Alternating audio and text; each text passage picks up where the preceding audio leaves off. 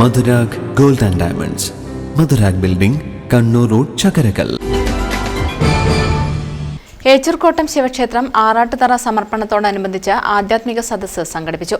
Malabar Devaswom board മുൻ commissioner P Nandakumar മുഖ്യപ്രഭാഷണം നടത്തി. ക്ഷേത്രങ്ങളെല്ലാം രാജാവിൻ്റെതായ രീതിയിൽ നിർമ്മിക്കുകയും അതിൻ്റെ നടത്തിപ്പുകാരായിട്ട് കുറച്ചാളുകളെ ചുമതലപ്പെടുത്തുകയും അവർ പിന്നീട് ഊരാളന്മാരായിട്ട് കോയ്മക്കാരായിട്ട് മാറുകയൊക്കെ ചെയ്ത ചരിത്രമാണ് ക്ഷേത്ര പാരമ്പര്യത്തിൽ നമുക്ക് പറയാനുള്ളത്.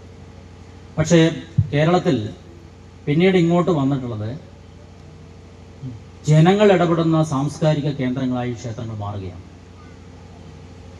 ക്ഷേത്രം നടത്തിപ്പിനായി ചുമതലപ്പെട്ടവർക്കൊന്നും തന്നെ ക്ഷേത്രത്തെ നേരായ വഴിയിലൂടെ ഇന്നത്തെ രീതിയിലേക്ക് ഉയർത്തിക്കൊണ്ടുവരുവാനുള്ള പ്രയാസങ്ങളും പ്രശ്നങ്ങളും നേരിട്ടപ്പോൾ അവിടെ ജനസാമാന്യത്തിനെ ക്ഷേത്രം ഏൽപ്പിക്കുകയും ജനങ്ങളെല്ലാം തങ്ങളുടേതായ ജീവിതത്തിൻ്റെ പ്രധാന ഭാഗം എന്നുള്ള നിലയിൽ ക്ഷേത്രത്തെ കാണുകയും ഒരു നാടിൻ്റെ മുഴുവൻ ആശ്രയ കേന്ദ്രമായിട്ടും സാംസ്കാരിക കേന്ദ്രമായിട്ടും മാറുകയും ക്ഷേത്രങ്ങൾ മാറുകയും മാറ്റപ്പെടുകയും ചെയ്ത ചരിത്രമാണ് കേരളത്തിൻ്റെ ക്ഷേത്ര പാരമ്പര്യത്തിൽ ഈ ഒരു നൂറ്റാണ്ടിനിപ്പുറമുള്ളത്.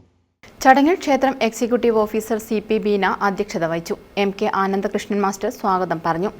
MP Padmanabhan Nambiar, Sudheer Kanad, VK Saneesh, KV Sukumaran, EP Ratnakaran, A Balakrishnan, KN Rajamani തുടങ്ങിയവർ സംസാരിച്ചു. ക്ഷേത്രം മാതൃസമിതിയുടെ നേതൃത്വത്തിലായിരുന്നു ചടങ്ങുകൾ നടന്നത്.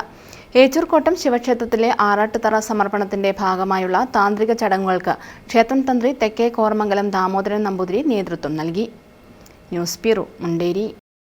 സ്വർണ്ണാഭരണങ്ങളുടെ ഏറ്റവും കൂടുതൽ ഡിസൈനുകളുമായി ചക്കരക്കല്ലിലെ വിശാലമായ jewellery Rajadhani jewellers, Anjarakandy road, Chakkarakkal.